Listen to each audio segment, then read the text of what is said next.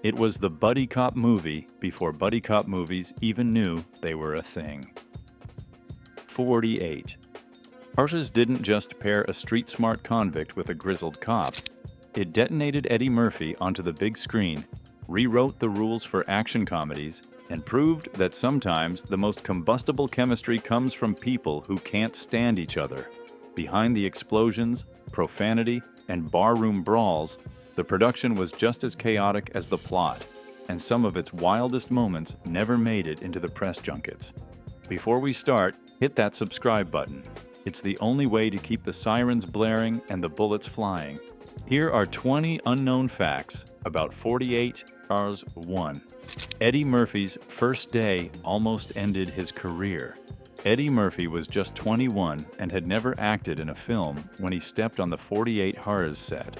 On day one, he froze during his first big scene, overwhelmed by the cameras and crew. Director Walter Hill quietly shut down production early, telling Murphy to go home, relax, and come back ready. By the next day, Murphy had found his rhythm, and by the end of the shoot, he was improvising entire exchanges that made the final cut. It's wild to think, the movie that launched him as a superstar almost broke him before lunch. 2. The bar scene that nearly got cut. The infamous redneck bar scene, where Murphy's character schools a room full of hostile patrons, was almost axed from the script for being too abrasive. Paramount executives feared it would alienate audiences.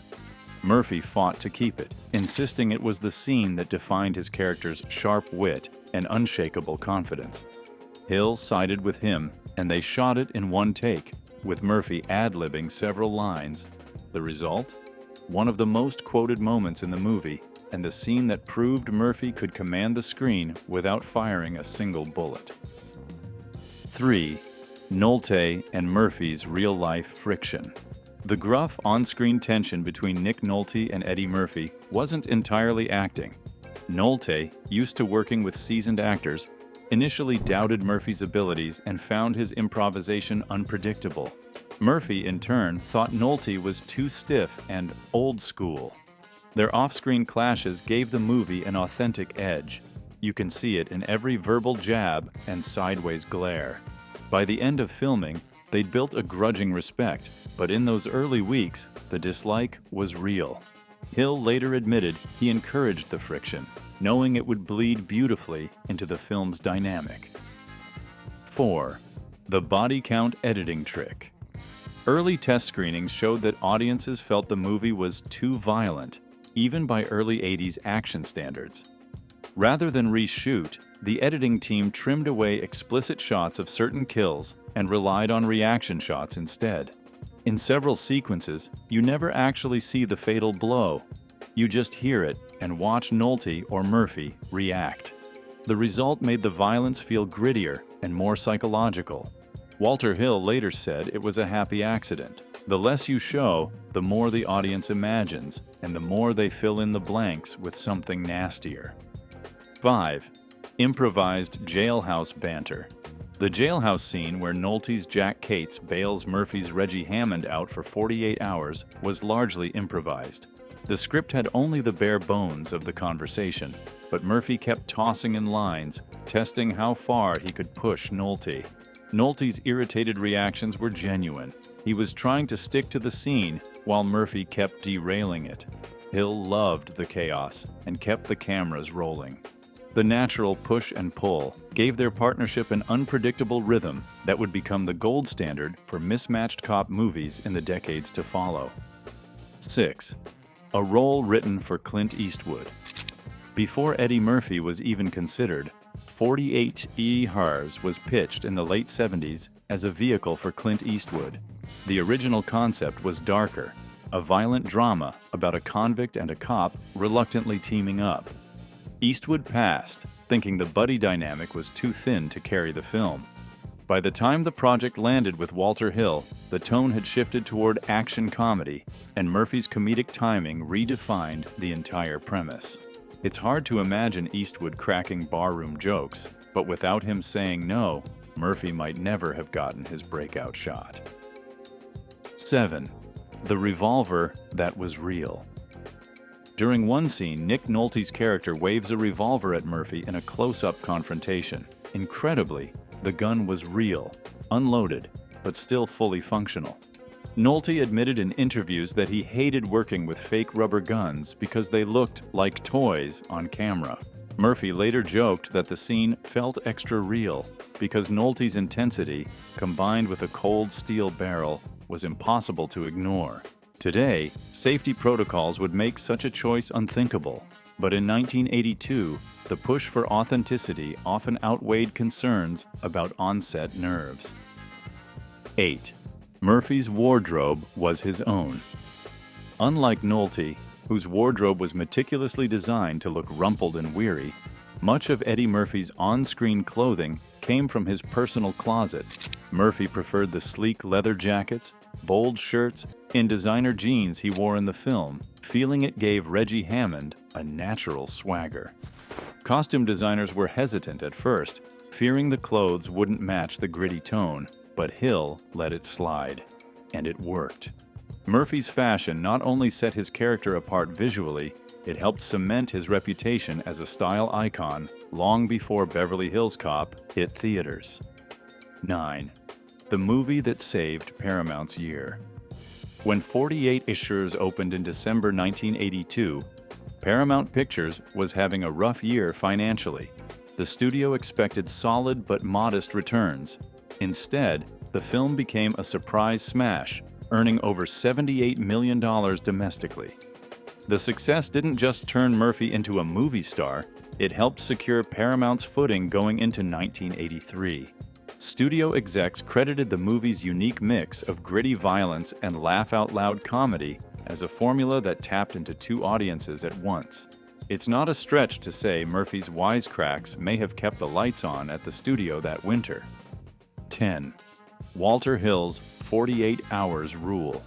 Hill took the title literally when structuring the movie's pacing. He insisted that, even if not explicitly shown, every scene should logically fit into the 48-hour window the story promised. The editing team kept a literal countdown in the script margins to make sure the timeline felt tight. That discipline gave the movie its unrelenting energy. There's a constant sense of ticking clock urgency beneath the banter. Hill later admitted that while audiences rarely notice the exact timeline, they feel it subconsciously, and that's part of what keeps the momentum from ever sagging. 11. Murphy's first big laugh came off script. The first time Eddie Murphy made the crew burst out laughing wasn't even during a scripted take. Between setups, Murphy riffed about Nolte's hair looking like it lost a fight with a lawnmower. Walter Hill overheard and told him to try something similar in the next scene. That kind of playful ad-libbing would become Murphy's signature in the movie, often breaking through Nolte's stone-faced performance. Hill later admitted he deliberately left some of Murphy's improvised lines in without telling Nolte, just to capture those raw, annoyed reactions that made the duo's chemistry pop on screen. 12. The rain scene wasn't planned. The tense nighttime sequence where Nolte and Murphy chase down a suspect in the pouring rain was supposed to be a dry, street-lit scene, but an unexpected downpour hit the San Francisco set just before cameras rolled. Instead of shutting down, Hill decided to film through it, knowing it would add grit and urgency. The actors were soaked and miserable, but the slick streets and dripping coats gave the scene a noir edge that wasn't in the script. Murphy later joked that the real star of the movie was cold, wet San Francisco. 13. Nolte's voice was damaged before filming. Nick Nolte's gravelly voice in 48 wasn't entirely an acting choice. He had strained his vocal cords while finishing another project just weeks before filming began. Rather than rest it, he leaned into the rasp, using it to make Jack Cates sound even more worn down. It became such a defining part of the performance that audiences assumed it was intentional. Nolte later said it was the most productive injury of his career because it gave him the perfect tough cop growl without hours of vocal coaching. 14. The stunt that scared Murphy. Murphy wasn't afraid of dialogue scenes, but high-speed driving was another story. In one sequence, Nolte's character barrels through San Francisco streets with Murphy in the passenger seat. Nolte insisted on doing the driving himself, and the camera crew rigged the car for close-ups. Murphy's startled reactions were real. Nolte took corners hard, and Murphy clutched the dashboard the entire time. Hill loved the authenticity and kept the take. Murphy later said, "I thought I was gonna die, and they just called it acting." 15. A script that took a decade to make. The earliest draft of 48 was written in 1971, originally pitched as a straight-up thriller with no comedy. It went through multiple rewrites, at one point being set in Louisiana with a Cajun cop. When Walter Hill got his hands on it, he injected the mismatched partners' humor and relocated the action to San Francisco. By the time cameras rolled, the original script had been so heavily transformed that almost nothing from the 71 version remained, except the ticking clock premise that would give the film its name and relentless pace. 16. The 48 hours that weren't. Despite Walter Hill's insistence on keeping the timeline tight, sharp-eyed fans have pointed out that the events in the movie technically stretch beyond 48 hours. Certain travel times, overnight sequences, and subplots would require at least 3 days. Hill shrugged off the discrepancy, saying, "It's not a documentary, it's a movie.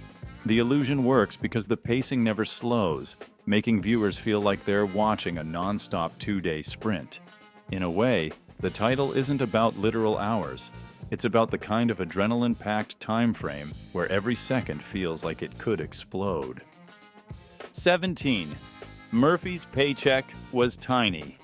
Eddie Murphy may have become the breakout star of 48 Hustlers, but his paycheck didn't reflect it. As a first-time film actor, he earned around $450,000. Solid money in 1982, but nothing compared to the millions he'd command just a few years later. Paramount didn't anticipate his box office pull and treated him like a supporting player in the budget. After the film's success, Murphy renegotiated his deals, ensuring he'd never again play a lead without lead-level pay. It's one of the last times Hollywood got Eddie Murphy on a bargain. 18. The prison set wasn't a set. The opening prison scenes weren't shot on a Hollywood backlot. They were filmed in an actual working jail. Extras were a mix of actors and real inmates, carefully separated for safety. Murphy later said the atmosphere was dead quiet between takes because everyone felt the tension of being in a live correctional facility. That realism seeps into the film. The clanging doors, the echoing footsteps, the unpolished grime, all straight from the real thing, not a soundstage recreation. It gave those first moments a raw, documentary-like grit. 19. A soundtrack of leftovers.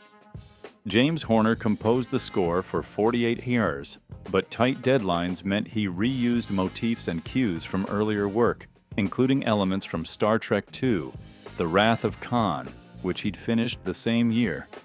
Horner later admitted the recycled music wasn't laziness, it was necessity. The studio gave him just a few weeks to deliver a complete soundtrack.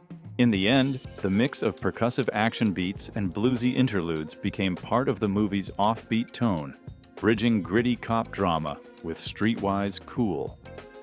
20. The ending almost changed everything. In the original ending, Nolte's Jack Cates decides to let Murphy's Reggie Hammond go free instead of returning him to prison. Test audiences loved the idea, but felt it undermined the movie's moral balance. Paramount pushed for the current ending. Cates returns Hammond, but promises to keep his stash of stolen money safe for him. It gave the film a sly sense of unfinished business, setting up the possibility for a sequel without committing to one. That dangling thread would eventually pull the characters back together for another 48 8 years later.